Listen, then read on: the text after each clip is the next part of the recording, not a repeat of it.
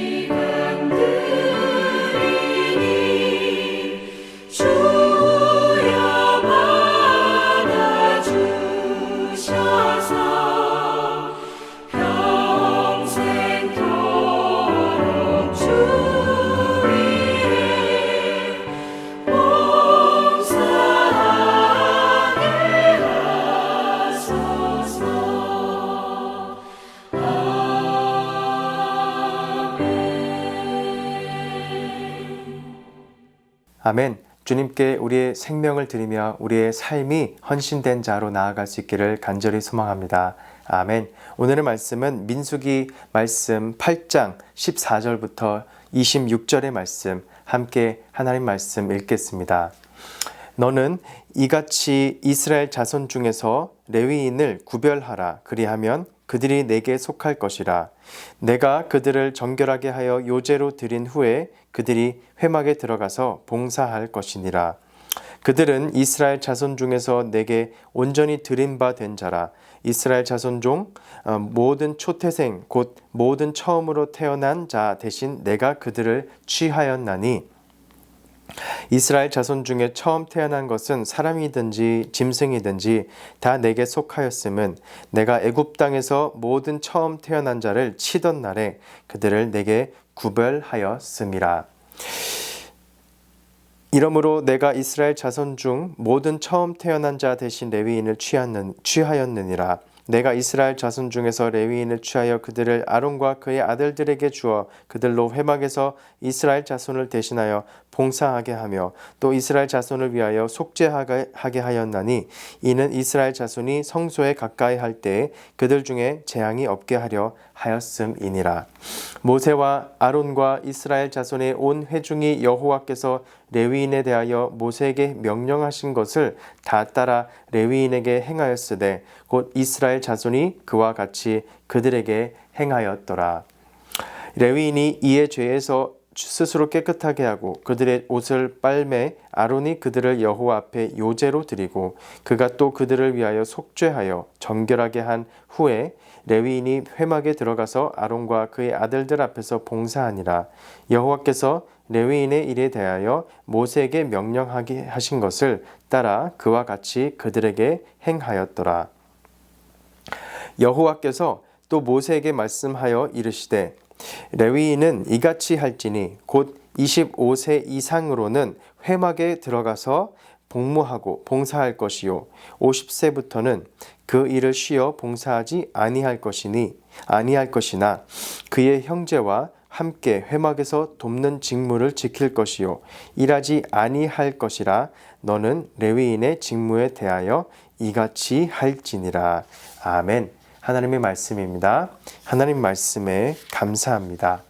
오늘 이 본문에서 하나님께서는 레위인들을 이제 이스라엘 모든 장자를 대신하여 하나님께 드려진 자들로 구별하십니다. 이것은 단순히 이 성전에서의 역할을 갖는 것만이 아니라 하나님의 소유된 자로서의 이 특별한 정체성을 가지는 것이었습니다. 오늘 말씀을 통해 우리는 하나님 안에서 우리가 어떻게 구별된 자로서 살아가야 하는지 함께 묵상하기를 원합니다. 먼저는 이 레위인의 구별됨에 대해서 말씀하고 있는데요. 이 14절 말씀에 보면 너는 이같이 이스라엘 자손 중에서 레위인을 구별하라. 그리하면 그들이 내게 속할 것이니라 라고 말씀하고 있습니다. 레위인은 이스라엘의 모든 장자를 대신하여 하나님께 드려졌던 사람들입니다. 원래 하나님께 바쳐져야 할 자들은 모든 이스라엘의 장자였지만 하나님께서는 이 대신 레위인들을 선택하셔서 성막을 섬기도록 하셨습니다. 또한 16절 말씀을 보면 그들은 이스라엘 자손 중에서 내게 온전히 드린 바 된 자라. 이스라엘 자손 중 모든 초태생 곧 모든 처음 태어난 자 대신 내가 그들을 취하였나니. 이처럼 레위인은 이 태생부터 하나님께 속한 구별된 백성이 되었고 회막을 섬기며 그들에게는 이 땅의 분배나 소유가 하나도 없이 오직 하나님의 회막 성전을 섬기는 일에만 집중할 수 있었습니다. 그런데 이렇게 이스라엘 백성을 대신하여 하나님께 드려진 레위인을 가만히 보시면 이것은 이 신약에서 예수님께서 우리 모두를 대신하여 십자가에서 죽으신 사건과 연결이 되는 것을 묵상하게 됩니다. 우리가 죄로 인해 죽어야 했지만 예수님께서 우리를 대신하여 대속의 희생제물이 되신 것입니다. 그리고 우리는 예수님을 믿음으로 말미암아 하나님의 소유된 그 하나님의 백성이 된 줄을 믿습니다. 아멘. 그리고 레위인들은 이제 일반 백성과 같은 방식으로 살아가지 않듯이 우리는 이 세상의 방식대로 사는 것이 아니라 예수님 안에서 하나님의 구별된 백성으로 살아가야 되는 줄을 믿습니다. 이처럼 우리는 바로 예수님의 희생으로 구별된 자들이기 때문이죠. 아멘. 이제 두 번째로는 하나님께 드려진 자가 이 순종하고 헌신해 나가는 이 레위인의 모습을 보게 됩니다. 레위인이 이 22절 말씀 보시면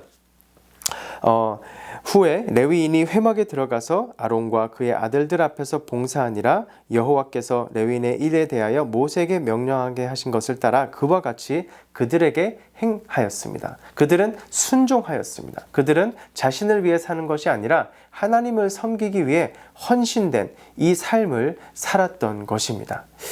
예수님께서 우리를 위해 대신 희생하셨고 또 그럼으로써 우리가 예수님께 속한 자라면 이제 우리의 삶도 마찬가지로 예수님을 위해 드려져야 되는 줄 믿습니다.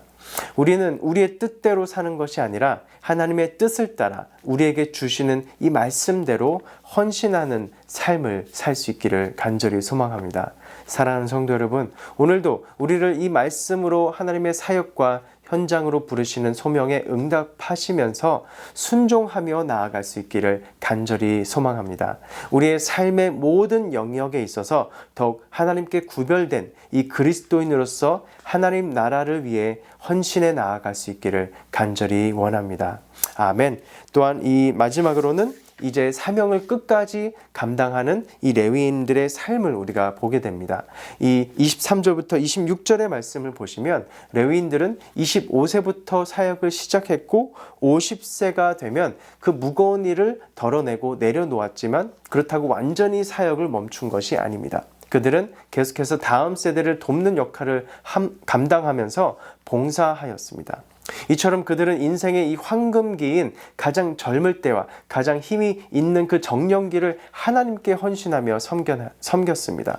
또한 직분상으로는 그들이 50세 이후에는 은퇴했을지라도 계속해서 공동체를 섬기고 하나님의 일을 감당하는 이 본질적 사명에는 그들에게 은퇴가 없이 계속해서 그 사명을 감당했습니다.